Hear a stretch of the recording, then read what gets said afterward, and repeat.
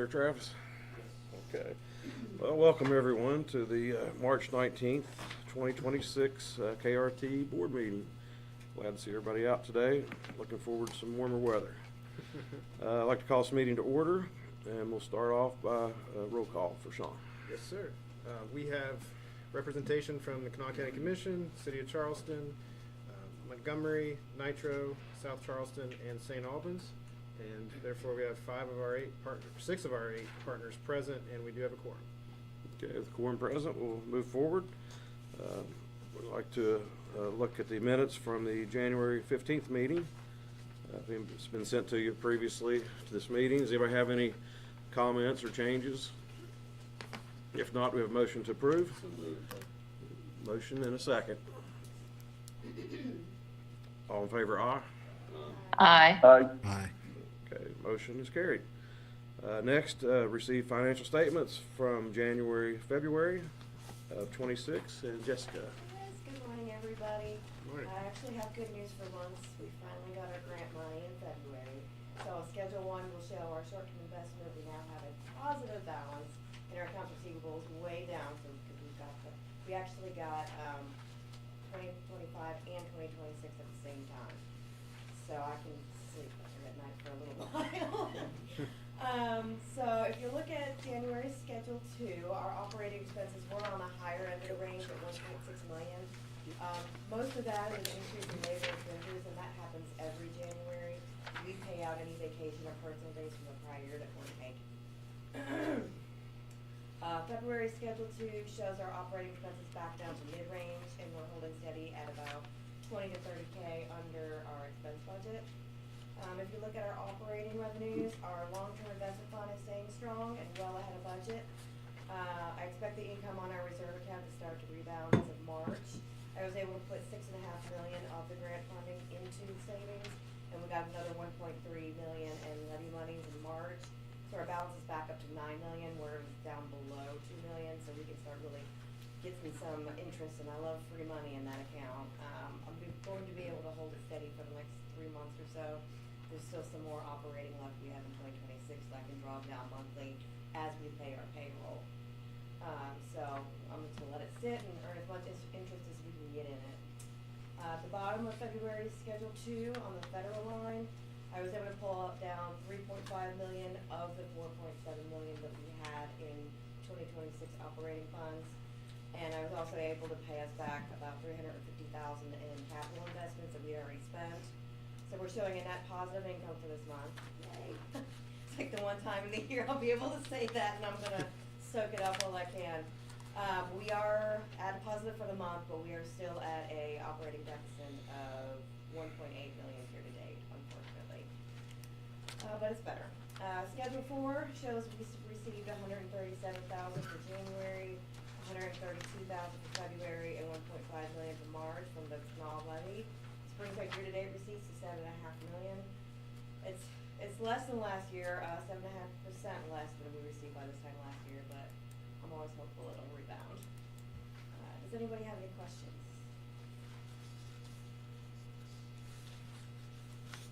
Thank you, Jessica. Next, we have approval of payments of any invoices over 5,000. Do we have any? We do not have any invoices over 5,000, but I do want to make you aware of 2 expenditures that will probably show up next month.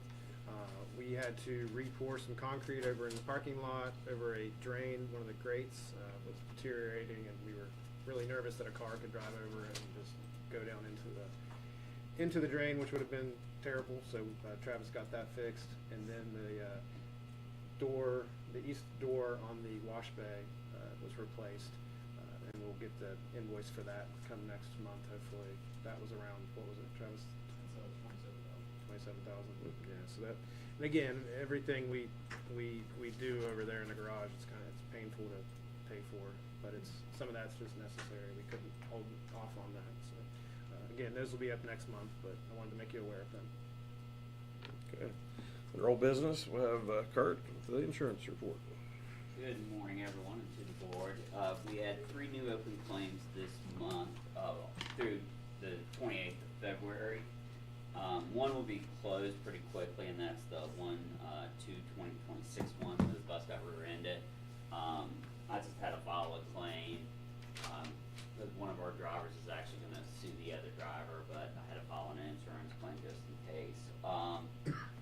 So the other two were incidents that occurred in February where we struck a couple different vehicles. So that's the interim report. On the ones that were struck, that we struck someone, has there been any corrective action or anything taken Yes. on those? Yes. Okay. Thank you. Any questions on that? If not, we'll go forward to Jacob's report, KRT Plus Operations Report. Good morning, everyone. So in January, we had roughly 77,000 passengers ride, and in February, just under 80,000. In January, there's a 60% decrease from the previous year, and then February, a 4% decrease. January contributed that large decrease, the service adjustments the previous year, but also the weather days we had in January. This coming month, or this month actually, will be the first month since the service festival will have an apples-to-apples comparison. So next month, we'll be able to provide some more accurate ridership data from the service adjustments that we made in February of last year. On operations report 2, with the micropilot, we saw a decrease in the net demand rate there in February. It dipped below that 80% goal we're having. That's in large part due to the staffing issues we had. We had a couple drivers leave unexpectedly, but then 4 or 5 also that are off long-term for medical reasons. We recently hired on 6 new drivers. 3 of them are in training now. 3 others went out on their own this past week. So with the addition of those 6, we expect that net demand rate to increase again. That's all I have for the reports. We have some heat maps to show. Any questions before we get into the heat maps? And these, to Jacob and Travis's credit, I think Travis is gonna drive while Jacob talks about this, but this was, Todd, I think you brought up some questions about where people use the microtransit, where people use paratransit, and where people use our fixed routes service, and we're able to use that remix tool that we have to actually display this in a way, right, when you layer it all together, it looks pretty sloppy, but once you start doing it service by service, it paints a picture of where people get on and off the buses. But go ahead, Jacob. Yeah, so on the screen here, it shows our the micro service with the 6 zones there. The bigger and darker the dot is, there's more ridership in those areas. If we go to our paratransit zone, what did that first screen represent? That everybody that it is taking a paratransit ride. and- No, that was just the micro trips. Oh, okay. So with the micro trips, you have to travel within your zone. With our paratransit, it's across our whole system, 3/4 of a mile from our fixed route system. So with the paratransit zone, we can actually see where the people are traveling to within Remix here. It pulls the data from VIA, our scheduling platform, so it knows where the beginning and destination points are for those trips. So we're able to see where the passengers are being transported to. Can you go back to the micro Yeah. for a second, Travis? Sorry. Yeah. And zoom in there on more some of the areas that are larger users. Just to, like down there by the airport. So I can see this one here. City Park.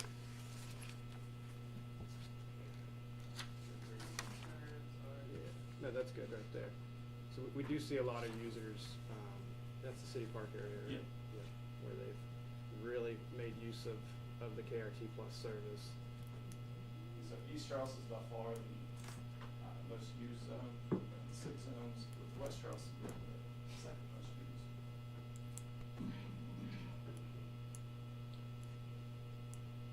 Is this all public? Like if I wanted to go on and learn how to use the remix, I'd be able to do the same thing? No, so we can look into that, but we are able to share, they call them projects, that would show the routes and the zones. During the public hearings, we shared the service adjustments, the proposals, to allow the public to make comments. So I'm not sure if we can share the heat maps, we might be able to, I can look into that. I was just curious. These prices gonna affect the fares, No, yeah, fares won't change. The city park you're referring to, Canal City. I'll have to get it. Where's it's that? kind of right, it's kind of right above, what's that? You know, Roseberry Circle? Technology, you're also able It's called- it's right to, above with fixed route system. cemetery there. Renaissance, Show where the Renaissance, passengers okay, are. Yes, okay, yes. okay. So that's where we're using the most. That's right, yes, yes. So all of our buses, we have passenger counters that tracks at the stop level where passengers get on and off. So we can send that data to Remix and they're able to display here for our fixed route system, what stops are being most heavily used. You know, looking at the heat map, it's, there are 4 main routes that run along the Kanawha River. Again, the darker the dot, the more heavily that stop is used.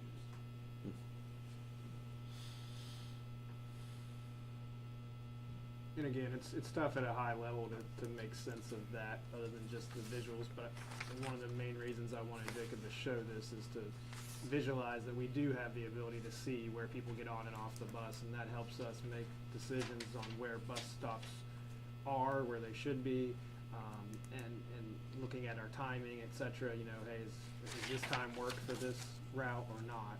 In the past, we kind of did that based off of, you know, driver's feedback and passenger feedback, and we still appreciate, and obviously our drivers perform tons of great feedback for us, but this data can show us, you know, by the minute where people are getting on and off, and that's tremendously important for us.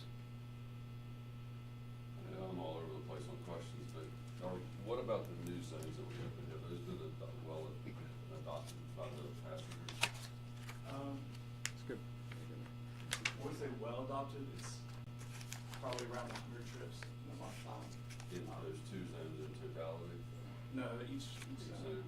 South Charleston, South Ridge, Canal City, yeah, West Charleston, East Charleston, those are the 2 most heavily used by far, zones in the micro service.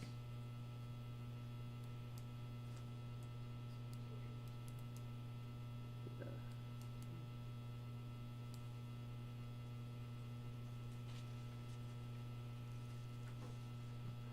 We'll play around and figure out if we can share a link that has the heat maps, even if it's creating an account for board members where you guys can dig a little deeper in here, because I mean, this will let you go down on the street level and see these numbers. It's hard to represent during a board meeting, but we'll look at getting you logins so you can do that. Is that CAMC or something like that? Yeah. Yes, that's the AMC. And the dots are just the origination, not the destination. So we can display, you can't display both at the same time, you can toggle between the 2. Okay. So they're, yeah, they're usually the same. Back, yeah. The return trips, and vice versa. And you can customize, like, only show 1 day of the week, 3 days of the week, time of the day. But where it says 31,000 requests, this is the entire time that KRT Plus has been active? No, it's, March 7th, just this month, March. And there's 31,000 requests, what's that? Trip requests for the month.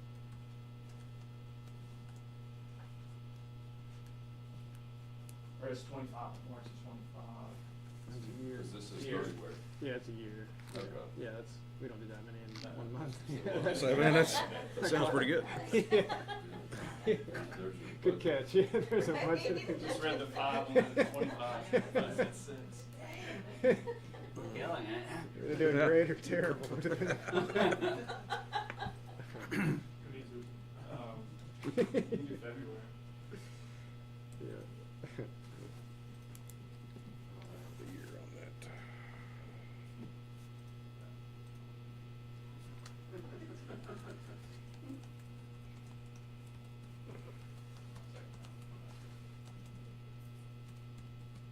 Any questions?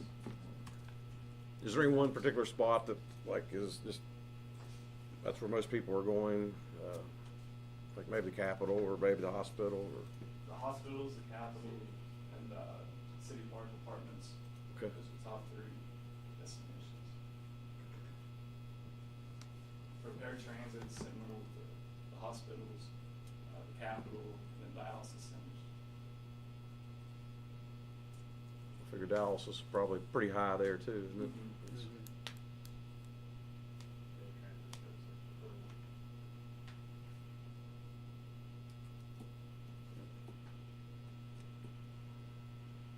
On paratransit, will they pick up anywhere in Kanawha County, or is it just on the main routes? County, it has to be 3/4 of a mile from a fixed route. Okay. So this would be the map for the paratransit, see it's more along, hospital areas, around the cross 60 and all that. It doesn't go as far outskirts like the micro transit does, where you go to more residential areas. Mhm. Okay, any other questions on that? Thank you, Jake, appreciate it. Next we'll go to maintenance facility update. Travis and Sean. Well, I'm kind of transitioning to that, just talk about fuel prices right now. Since February 28th to March 16th, price of fuel has dramatically increased, and it's going to continue to dramatically increase. We are locked in, so even though the escalate de-escalate contract was a little tempting, they had a negative number in gasoline, they were going to give us a half of a penny or something like that to go with gasoline in the spot market. We are locked in at $2.02 on gasoline. We're locked in on diesel for $2.55. Yes. As of today, savings toward the average, against the average Opus price, and that's what people buy on the spot market, is $33,000. And the average over the current at the time, so March 16th Opus price, if we supply that fuel to that day, was almost $51,000. Just in savings. That's for the total contract or just the KRT part? That was the every purchase between these 2 weeks. Can you all send a letter to the county commission reminding of this program and what it's Yeah. doing right now? Yeah, we definitely can. And I know back during COVID, actually, Commissioner Carper had us send a letter to every single entity that was using our service saying, hey, this is how much you've saved through COVID for this. But yes, we can definitely communicate that to the county, because those numbers go up every day. And that's, again, we kind of took that safer than sorry idea when it came to the fuel contract. And other transit entities that ride the market, they suffer when this happens. I know TTA rides the market, and that's scary for someone that has fixed revenue to have something that's completely out of your control that costs you a lot of money. Yeah. So. Do we have any collection issues with agencies that use our fuel program? Not at that, as of now. You wouldn't believe the amount of time we used to spend on that. It got to the point I hated that part of our report because it was not something we could fix, but No, we we- used to talk about every agency that was behind. No, we keep track now of any 30 days over invoice. We've got one scenario with the city of Dunbar that we've been working on, and they've got a payment plan with us, and we're getting back on track. And that was a joint kind of situation there. Yeah. But we've been working with the mayor, and we're happy with our relationship with all the users in our fuel consortium. Good. We're fortunate that we do have agencies we're working with. Do we send them a physical bill every month? Yes, we do. Maybe put the letter in, like to Yeah. extend what Yeah. Todd's saying, just stick it Yeah. in with all those and let everybody know Sure. I mean, savings. even an op-ed under Yeah. the current circumstances Yeah. to make it the public aware of Yeah. a vital Maybe even, function. what about a public Especially during release? the- Yeah, Well, I mean, especially- op-ed, you could just tie it into Yeah, that. yep, I think you should go on Dave Allen's show on Talk about it. CHS Yep. and talk about it too.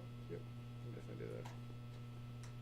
'Cause that's gonna continue to go every day with that. Mhm. Those Yeah. fuel prices are up, especially as we get closer to levy time, reminding people of some of the things we do that That's helpful. are behind the Right. scenes, yeah. Have we had to use the tanker yet, the tanker option? The tanker option where you Wagon, would bring, tanker. the wagon, Yeah. yeah. So I mean, that's still saving them tremendous amounts of money as opposed to going to the pump. Of course, we do have to shift some of that cost over to those agencies just for that convenience, but we are still saving them. How often do we have to use that? Every other day. Okay. But That's frequent. our deal with Colonial,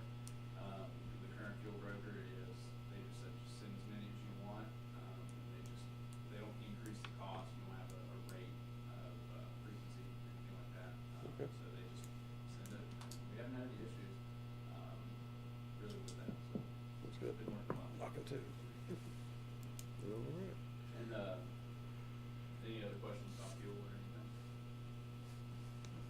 So, as Sean said about the door, luckily that wasn't really a big emergency. We did kind of have to patch something, the door kind of fell off, but, I think the maintenance department actually put that door back together, probably better than what it was when we originally got it back in the nineties. That door had given us a lot of good use. We knew it needed replaced. We just didn't want to. We wanted the new building, which is understandable. Let's see what else. So yeah, that was garage door operated. We did a competitive bid. It wasn't an emergency sole source. We did get 3 submissions, and they were below bidder at $27,000. Just kind of want to go over that just a little bit. One of the things we don't have, but it was our advertising contract. We did put out an RFP. We did a short RFP.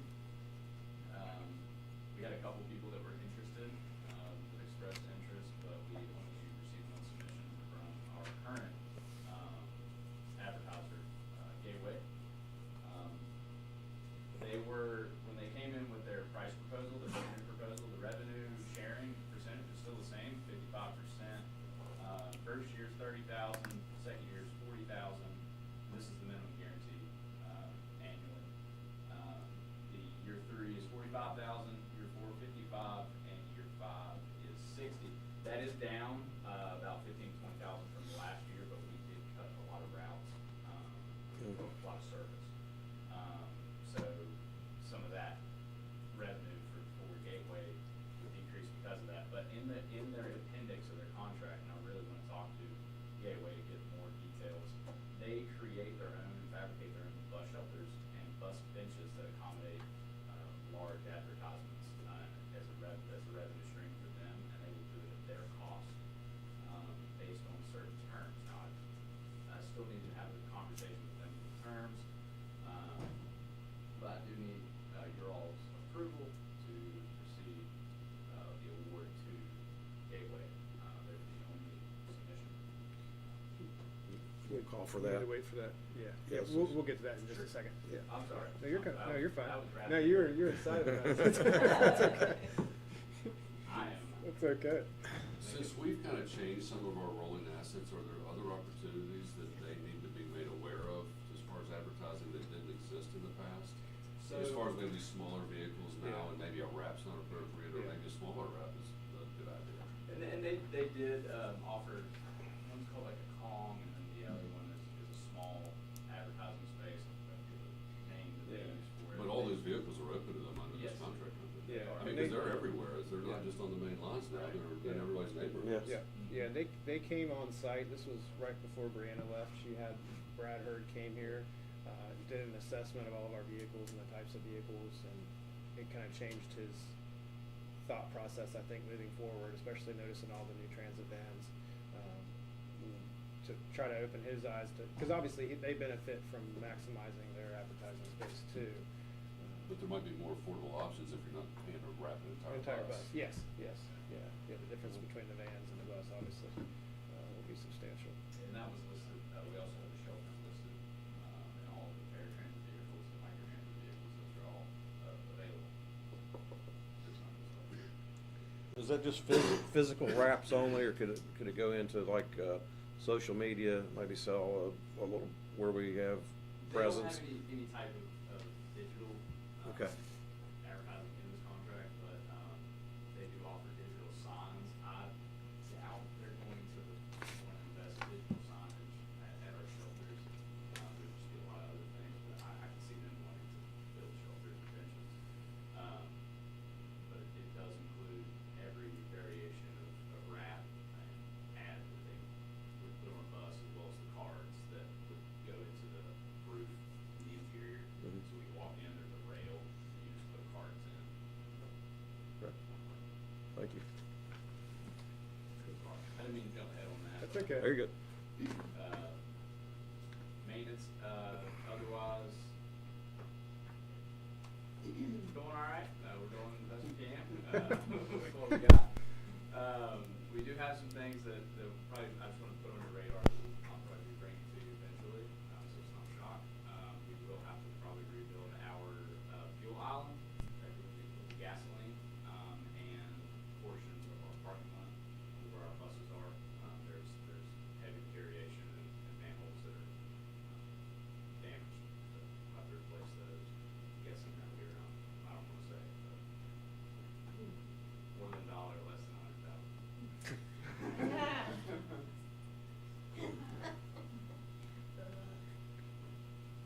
Thank you, Travis. Any questions on that? Anybody have questions for Travis? If not, we're going to Sean's director's report. Yeah, so this month, so especially since we're covering 2 meetings at once, I wanted to cover some of the things that have happened behind the scenes here at KRT that we're working on. So on February 27th, we wrapped up our RIR submission for our triennial review with FTA. So that's the huge 120-page request of questions about everything from procurements to policies, etc. So I appreciate everyone for putting in the work to get those submissions. We actually submitted them almost a week early, which was nice. Now we wait until late April, early May is when the FTA will come on site and they put us through the process of asking us for questions, for information on the spot, and we have to go get it and bring it back to them. And then they present any findings to you all based off of that scenario. So we look forward to wrapping that up at the end of, or at the beginning of May. After our last board meeting, the Kanawha County Commission passed a levy order to put the 2029 through 2034 safety levy on the ballot for this May 12th. That did, it did pass. There are a little bit of tweaks. Our percentage went from 43.5% of the levy proceeds down to 39%. The ambulance authorities went from 43.5 up to 46%. Again, this is it's tough for us because we have obvious budgetary challenges that Jessica just reminded us of in that Schedule 2 report. So this will be another hurdle for us to figure out as we move forward. And again, I don't envy the position of the county commission in making tough decisions on how they prioritize a limited amount of funds. But we and the board and you all as members of the board will be a part of how we help get our budget back in line.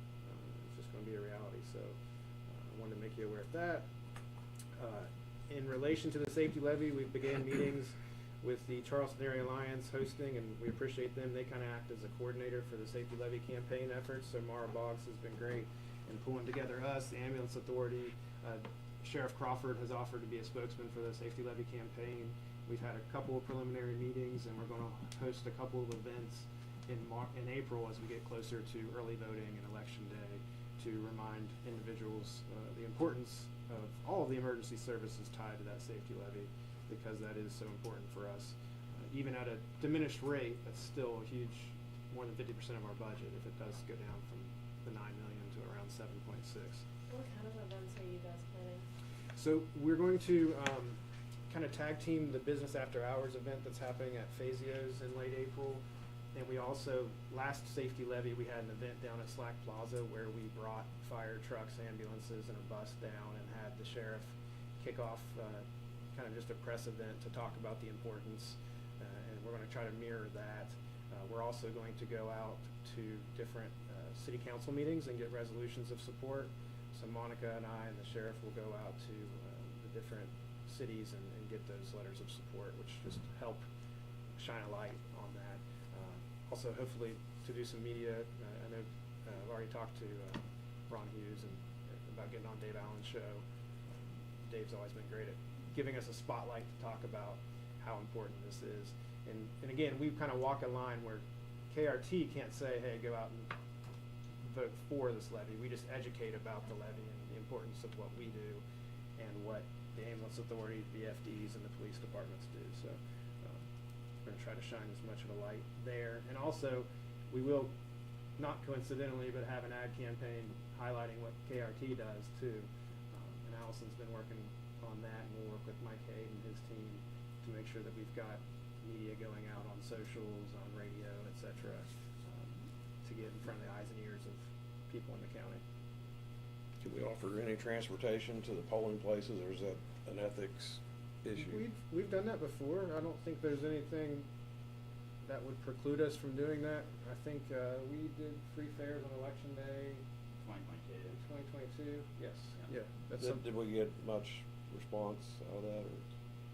It That was COVID too, probably, wasn't it? Yeah, it was COVID, and that was before we had the ability with our APCs to see where people went. I mean, for a day's to be supportive of the election, and yes, you lose one day of revenue, but something we definitely. Can you distinguish polling places only versus normal ridership. What if we use KRT Plus to do this? I mean, most people's polling place should be within their zone. We can do anything, yes, yeah, you know. It would just be, as long as we have the drivers to do it. Jacob's smiling at me, I don't know. Yeah, I mean, depending on how many drivers are available, Yeah. fixed route would definitely be easier to accomplish it. We only be able to track the ridership at the stop level, so the stops would have to be near a polling place, I guess, to Yeah. see there. Is where I work, it's out Woodham's Lane. Yeah. And imagine Out there. how you get in there. But do you, How far are Woodrooms? I don't think it's a mile. Oh, well, It's out there. You're on foot, It's a that's nasty road. yeah. but yes, the idea of, we can put that on next month's meeting and have the Okay. board look at the concept of a free fair day for the election. Again, anything that gets people out is a positive thing, so definitely entertain that. During the process of meeting with the county commission to talk about the safety levy, and they were very gracious to sit down with us, the county manager, the county finance manager, sat down with us and talked about our budget, et cetera. And one of the things they brought up was opioid settlement funds. There's a grant that the Kanawha County Commission had to apply for any programs you have that will help with the recovery process. And I'm really happy that they brought that up to us. So we submitted an application and we were awarded $125,000 from the county commission. It's called a Bridge to Recovery grant, and what that will help us with is actually paying the operating cost of bringing on-demand drivers to perform those SOAR trips, the paratransit trips. It really helps us in a time where obviously our budget is an issue, so any bit will help. So I appreciate Jeremy Young for bringing that up to us and the county commission for passing that a few weeks ago at their board meeting. We also sent a official request to West Virginia DOT for $1 million in matching funds to talk matching funds for our new maintenance facility. Obviously, that's a big lift for us, and as our budgetary realities become more and more clear, those matching funds, the $6 million in matching funds, becomes really stressful for us. So we sent a letter to Secretary Rumbaugh. I immediately that day got a call back from Steve Connolly with the multimodal department. And we've begun some initial talks, and they seem optimistic about the idea that over the course of the next few years, they can help us out. I'll keep the board updated as that actually hopefully materializes into something on paper. Just a couple more things. We had Kanawha County Day at the legislature on March 9th. The Charleston Area Alliance organized this. This was a great opportunity to go down to the Capitol, and Allison and I went down and met with legislators and other entities down there at the Capitol, and we think it was a great step towards more visibility at the legislature. We met with Assured Partners, they're now called Gallagher, concerning the transition that KRT is hoping to do from PIA Plan A to Plan C, and then creating an HSA to help make up for those costs. As far as the deductibles for our employees, we met with them to talk about how that would work, and feel really positive about Assured Partners. I call them Assured Partners because that's what we know them as, but they're officially Gallagher. Their ability to help educate our employees on how these changes can impact them, and that was at the request of the county commission. The county commission used Assured Partners to educate their employees and help through that process. So we had that initial meeting. We do plan on switching over the admin employees this April to Healthcare Plan C, which they've changed the name of that again too. But that will save us about $5,000 to $6,000 per employee in premiums for PEIA. So that's a huge way for us to save money while keeping it neutral for our employees. And the last thing I'll say is I appreciate Jeffrey with Rick for sitting down with us, and we met with Mountain Transit Authority and Tri-River Transit to talk about ideas of some of these outlying transit entities who have the desire to really kind of terminate inside of Charleston to bring people through from Clay County and from Lincoln County into the city of Charleston at the city center. I think they were kind of nervous that we would care that they were like on our turf or something, and we just said, hey, if you're bringing more people in here, we're happy about that. And if it's another opportunity for passengers in those outlying areas in the Clendenins or at Southridge to hop on another bus that's coming through, that's great for everyone involved. So we're going to continue to work with them. It's it's an alternative that can, in a way, hopefully increase service. And then as we look at the realities and our budgetary issues, those outlying areas that traditionally get looked at from, we've minimized the frequency of, if these other entities can pick up that gap for us, that's fantastic and a silver lining there of sorts. So thank you, Jeffrey, for organizing that for us, and that's the conclusion of my director's report. Lots of stuff there. Yeah. Any questions for Sean? Anybody have? If not, we'll move on to new business. We have first new business, KRT facility, 30% to 100% design proposal. Yeah, and so this is Ron on the call? Do you know, Travis? Yes. Ron is on there? Okay. Good morning. Thank you for joining us, Ron. Sure, no problem. Ron Reeks with Wendell Company has been our partner through really from the start of this journey into looking at a new maintenance facility. And last board meeting, we brought up this 30 to 100% design proposal. And I'll let Ron quickly, if he wants to speak towards it. But we tabled it because we were waiting on some financial feedback on the safety levy. The message that was given to me from all members of the county commission was, hey, we've got to push forward with this building. You can't turn down $21 million in federal funds. We have to find a way to make it happen, because if we turn down a grant of this size, you're looking at, what, Ron, 6 to 8 years before you're ever going to get Yeah, grant. if you don't accept these funds or ultimately pin the grant, then don't go back for another 6, 7 years. And you talked earlier, Sean, about the facility, and, you know, we done some design for some emergency repairs, including ventilation, you know, things that are what we consider safety concerns.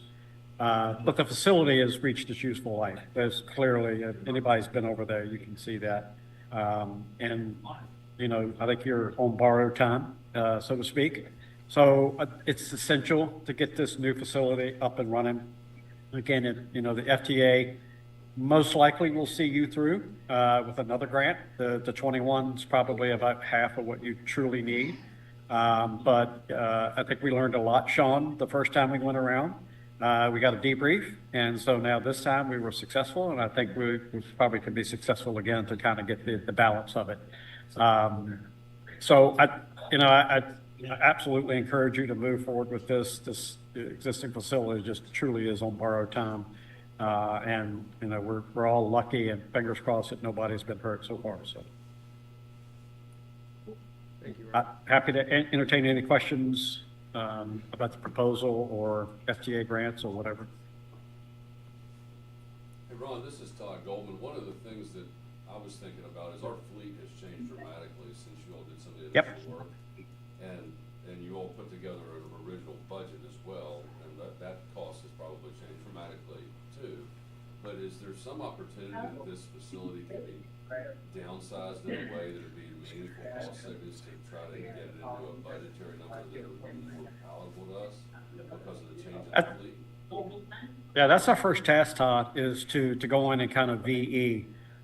So we'll take a look at what we originally set up as a program. We'll take a look at what we originally had as far as the design, and see if there is an opportunity for us to reduce some of the programmatic elements. Maybe some of the bays don't need to be full-size bays. We'll go through all of that to try to find the best facility. I don't want us to, you know, things can change rapidly. They changed a couple of years ago rapidly with fuel. You know, we were all in on battery electric. Now it's back to diesel and gasoline. But that can change again in a couple of years. So we have to be mindful of the flexibility that this facility needs to be. But our first exercise is to do a value engineering cost review of the facility. Have you used the CMAR on any of your other projects? Oh, it's the kind of the prevailing now in all of transit. So I think I have 4 projects currently with CMARs involved, and it's a good option. It does bring in another set of eyes. You know, the contractor looks at a little bit differently, and they definitely can find different ways and different means to do the work than what we have. We've learned a lot from them, so I think our design's pretty darn good.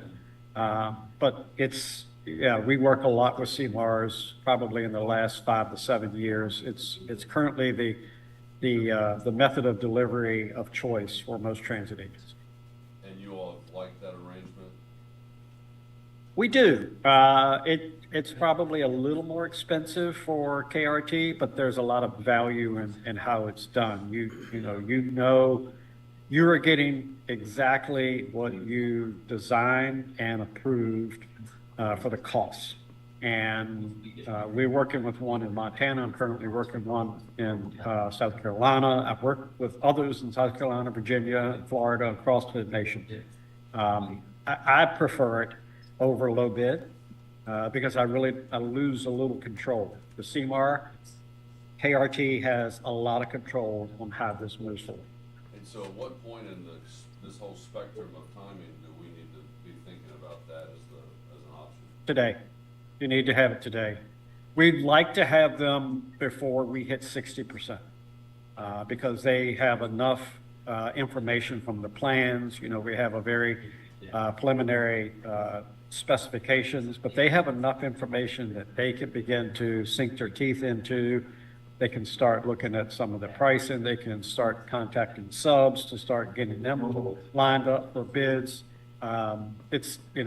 Once we get started, I would say have an RFP ready to go, and we can supply that. We've responded, our clients have put out multiple. So Sean and Travis don't have to reinvent the wheel. There are several RFPs out there for CMARs for transit projects. And are those subject to the same cost sharing with the federal funds? They are. They are.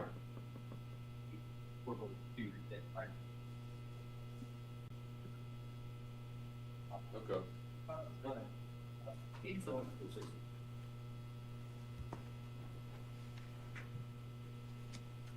Any additional questions for Ron? Again, and I'll say thank you, Ron, for getting on here today and for being patient with us. And again, for the entire board, this is 3 years in the making of applying for these funds. And, 2 times of failing, and the 3rd time was a charm. And I can't say enough about Wendell being a partner for us. And they've held our hand and sat in all those meetings with FTA when the answer was no. And so now the answer is yes, and I appreciate them for providing this design proposal. And I think it's the next step to push us forward with this desperately needed facility. Okay. Thank you, Ron, for joining us. I've got a question for staff. Absolutely. The payment of this, do we have to front all that fee, or do we draw that federal fund down immediately and we just pay the 20%? We will pay them as they bill us, and we will draw down to reimburse ourselves. And that'll be a short period of time to get reimbursed? Oh, yeah. Yeah, so to let you know, back in the 2023 grant, we still have, when the state gave us $1.5 million, we still have a significant amount of that funding that goes towards the design of this. That would be our match? Yeah, that's part of our match, yes. Okay. Yeah. So we will use part of our reserves to pay for this 30 to 100% or not? Yes. Smaller portion, we won't be at the full, what is the Like cost? $400,000 or $500,000? It won't be the full cost, it'll be whatever the 20% match of that $400,000 or $500,000 is, because we've got federal funding back from 2023, to help pay for this. But you can match a federal No. award with other federal? No, it's part of our local match. So Okay. anytime we do a grant, it's a regular part of our local match. So whatever the total cost of that, we're paying 20% out of our reserve funding. Is it gonna be 100% of that 20%? Are we gonna have enough in the reserve to pay? Yes. Yes. Yes. So we won't have to, we won't have to dip into anything else then? Correct. So- Correct. Yes. And it's designated just for something like this? Correct. That- Yes, the board passed a resolution back in 2022, yes, 2023, to justify to the FTA that we had $6 million in that reserve account. We still do, and there were times where, obviously, we're waiting on those operating grants that our capital reserve dropped below that $6 million, but now we're back up to, what is it, the 8, almost 9 million. Yes, and again, that's the stressful part and why I'm going out and reaching out to DOT and we're going to meet with even more holders and municipalities and mayors and say, hey, you know, we need all the help we can get for this match. Because yes, if we have the $6 million, that's great, but I don't want to spend 2/3 of our reserve account to pull this off. I'm hopeful that we have partners out there who will help come in, and again, to their credit, the state DOT has been very quick and responsive with this. I'm hopeful that some of the other stakeholders will come to the table also, but it's kind of a necessary spend for us, because we're gonna continue every month. Travis is gonna tell you something else that he's had to spend money on that we don't want to, but that's gonna add up quickly to more than this. Also, the city of Charleston has to gain the business occupation tax off of this total project. They should gain off of that too in the long run, hopefully. Ron, can you, if you're still on there, can you send staff that CMAR RFP? Absolutely, yep. There's a couple of them that we have, and I'll send them out to Sean this week. Thank you. Sure.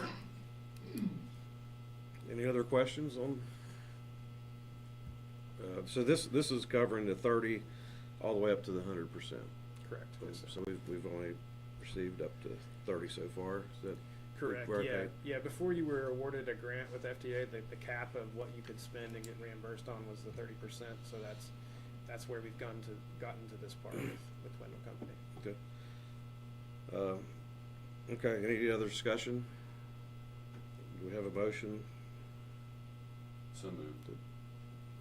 We have a motion second. Mr. Oliver, all in favor, say aye. The only thing I want to add to that is Okay. I'm not sure CMAR's available to us. There was some legislation that was put forth this year. I'm not sure what the status is. I'm asking Andrew to know. He'll Yeah, know. okay.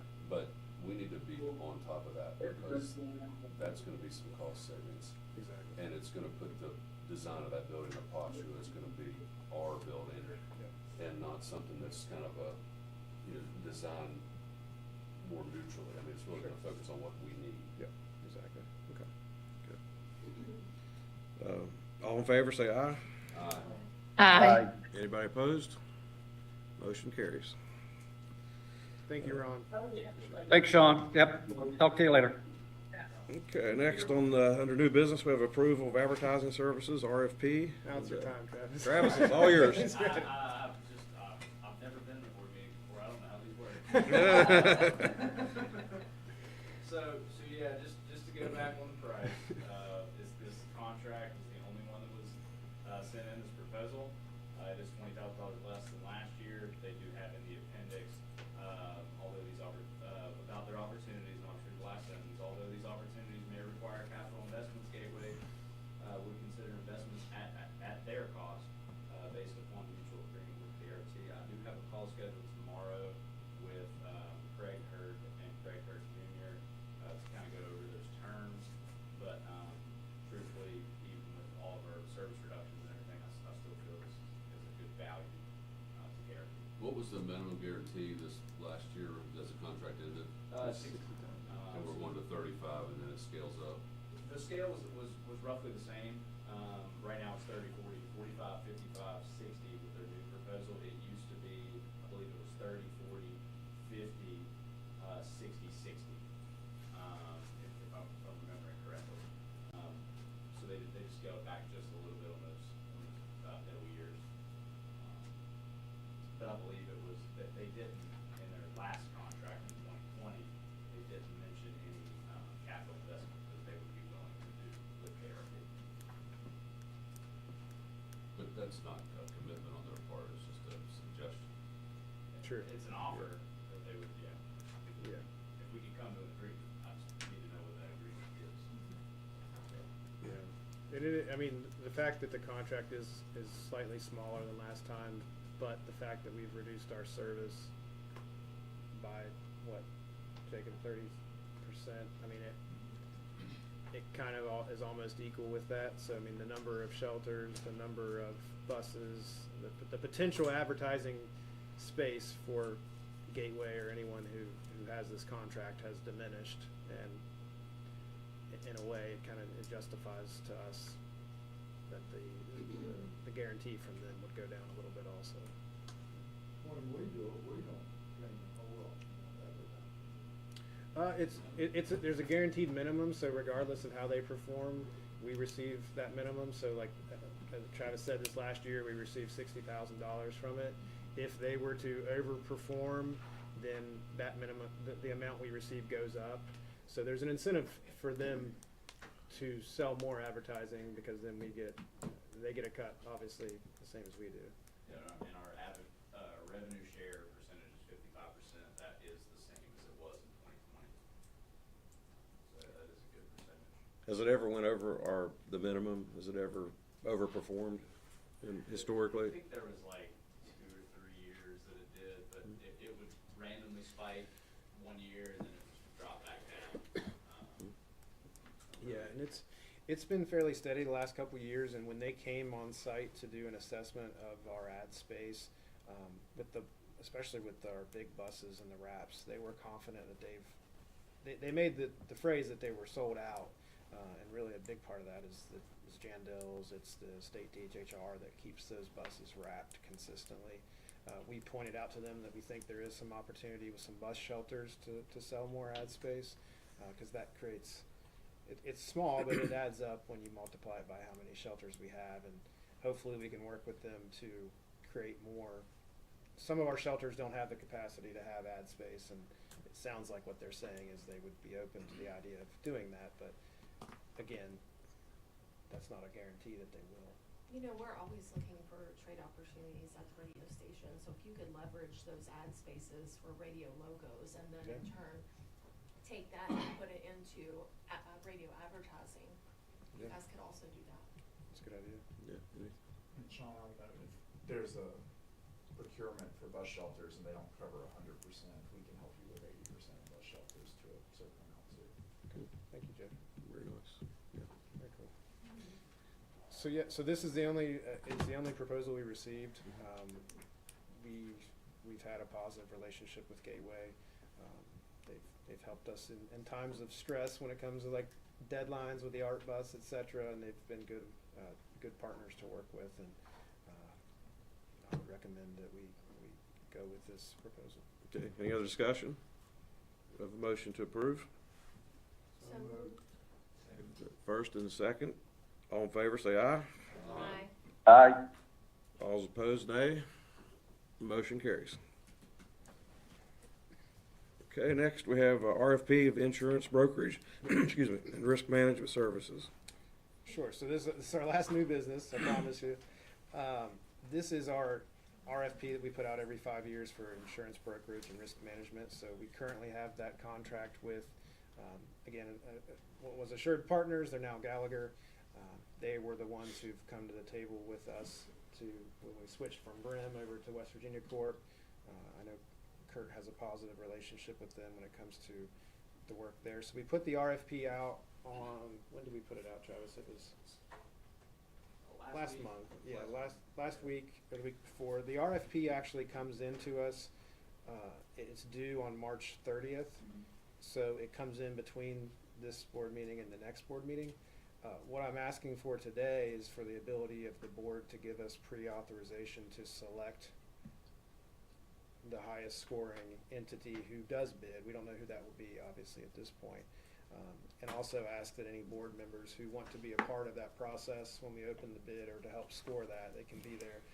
And the reason why I'm asking for this authority to award it before the next board meeting, part of this risk brokerage, risk management, and insurance brokerage is this new RFP includes language that helps with administering the HSA account, which I mentioned is a big priority for us to get our admin employees switched over. Well, the open enrollment starts in April, so I've got a quick deadline that I need to get whoever the next insurance broker is on board to get us set up with an HSA, so the employees that we switch over to that program don't go several months without the HSA to help make up for any of their costs. So again, that's kind of the reason to come with something out of the ordinary that I haven't asked for before, which is just for the pre-approval for us to make that decision. How many will be on the scoring? How many will be on the scoring? As many as we want. I can send an email out after this board meeting, and we'll set up a date and time. The date is March 30th, correct? 31st is the Sorry, 31st is the 31st at 11 a.m. And any board members who want to be present or want to help score can. And again, we don't know at this point. We've sent it out and we posted it online. And, I do know that Gallagher is interested in maintaining that relationship with us, but they'll be subject to the scoring.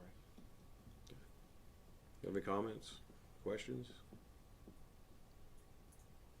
Anybody like to make a motion to approve the RFP insurance brokerage management Yeah, to get- pre-authorization for, based on scoring?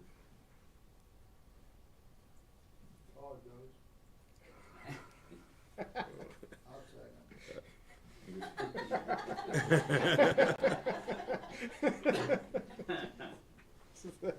I didn't know how to spokesperson. Fancy. Mhm. Well, you got some good deal. What are you gonna do? Yeah, I'm going to object. Are you making a motion? Yes. Okay, we have a first, and we have a second. That's it. Is that your touch? Okay. I will second. Okay, thank you. All in favor, aye. Aye. Aye. All opposed, nay. The motion carries. Okay, anything else you have, Sean? We have no one signed up for public comment. That's the last thing I have. Yeah, any board members with comment? None being heard, we are adjourned. Thank you, everybody, for showing.